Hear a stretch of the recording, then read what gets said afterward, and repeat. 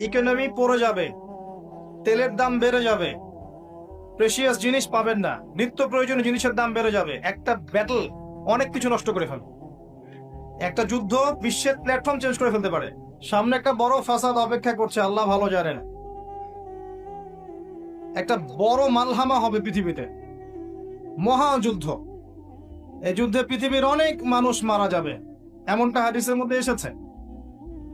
কে জানে, আল্লাহ ভালো জানেন এটা কবে হবে, কত সালে, কিভাবে হবে, আল্লাহ ভালো জানেন। এমন হতেও পারে এটাই সেই পারমাণবিক যুদ্ধের সূচনা, আল্লাহু আলাম।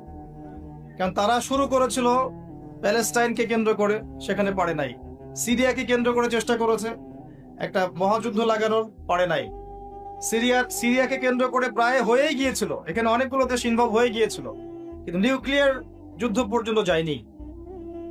কিছু মানুষ চাচ্ছে, একটা সভ্যতা চাচ্ছে যে পৃথিবীতে একটা মহাযুদ্ধ ঘটুক, এর ফলে পৃথিবীর ম্যাক্সিমাম মানুষ যেন মারা যায়, পরাশক্তিগুলো দমন হয়ে যায়, সে নতুন করে রাইজ করবে, সেই অপেক্ষায় বসে আছে।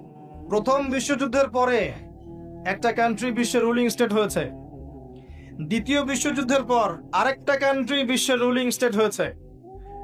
এখন অন্য কোন রাষ্ট্রকে যদি পৃথিবীর শাসন রাষ্ট্র হিসেবে আত্মপ্রকাশ করতে হয়, তাহলে বিশ্বে আরেকটা বড় যুদ্ধের দরকার আছে। জ্ঞানী মানুষ ইশারা বুঝবেন, তারা এই চেষ্টাই করছে। এভাবে বিশ্বের পরাশক্তিগুলোকে তারা লড়িয়ে দেওয়ার চেষ্টা করছে, এবং পিছন থেকে তারা দাবার গুটি চালছে, তারা সামনে আসবে না। এগুলো তারা বুঝবে যাদের দু চোখ আছে, খিদর আলাইহিস সালামের মতো।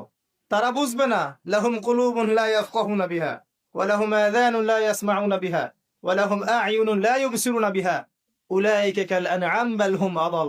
এই শ্রেণীর মানুষ এগুলো বুঝবে না। তো পৃথিবীর প্রতিটা ক্ষেত্রে ফাসাদ মানুষ সৃষ্টি করেছে, আর মানুষের জন্য এই পৃথিবীর ক্ষতি অপেক্ষা করছে, পরকালীন ক্ষতি অপেক্ষা করছে। মানুষ বুঝতে পারছে না যে এর ফলে কি হতে পারে।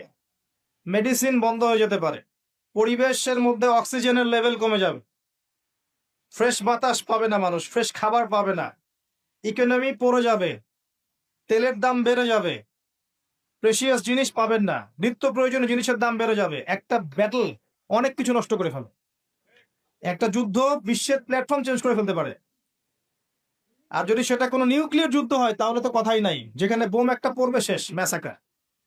আর এখনকার নিউক্লিয়ার ওয়েপেন্স গুলো ওই জাপানের হিরোশিমা নাগাসাকির মতো নয়, এখনকার গুলো আরো অনেক শক্তিশালী। একটা বোমা একটা রাষ্ট্রকে উড়িয়ে দেওয়ার জন্য যথেষ্ট, মানুষ কঙ্কাল ছাই হয়ে যাবে, কিচ্ছু করতে পারবে না।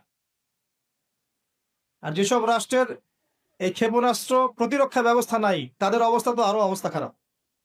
কথা বুঝতে পারছেন না? ক্ষেপণাস্ত্র প্রতিরক্ষা ব্যবস্থা থাকে, কেউ যদি মিসাইল ছোড়ে সেটাকে আকাশেই ধ্বংস করা যায়। সেই প্রতিরক্ষা ব্যবস্থা যাদের নাই, তাদের কি অবস্থা হবে চিন্তা করতে পার। এই মালহামায় মুসলিমরাও জড়িয়ে যাবে। কারণ বিশ্ব এখন একটা, যেটা আমরা বলি যে গ্রামের মতো, ভিলেজ, একটা ওয়ার্ল্ড ভিলেজ, বিশ্ব একটা গ্রামের মতো হয়ে গেছে এখন। একদিকে ঢিল পড়লে আরেকদিকে প্রভাব পড়বে, তাই পুরো বিশ্ব একটা পরিবারের মতো হয়ে গেছে। একদিকে সমস্যা সৃষ্টি হলে সমস্ত বিষয়ের দিকে ইফেক্ট হবে, প্রত্যেকটা রাষ্ট্র ইফেক্টেড হবে।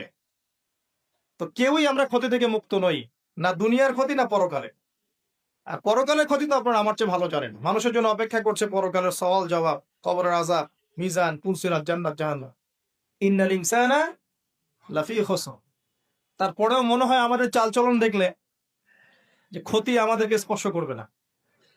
আমাদের ব্যাপারটা একটা এমন যে আরে অন্যদিকে কি হয় হোক, আমি তো ভালো আছি।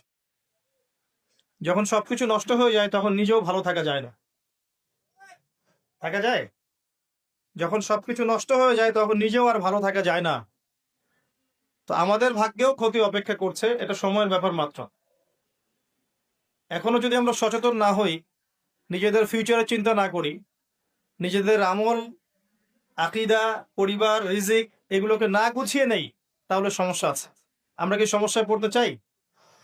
আল্লাহ পাক আমাদের সবার আকীদাকে পরিশুদ্ধ করুন, আমিন। বেশি থেকে বেশি নেক আমল করার তৌফিক দান করুন, আমিন।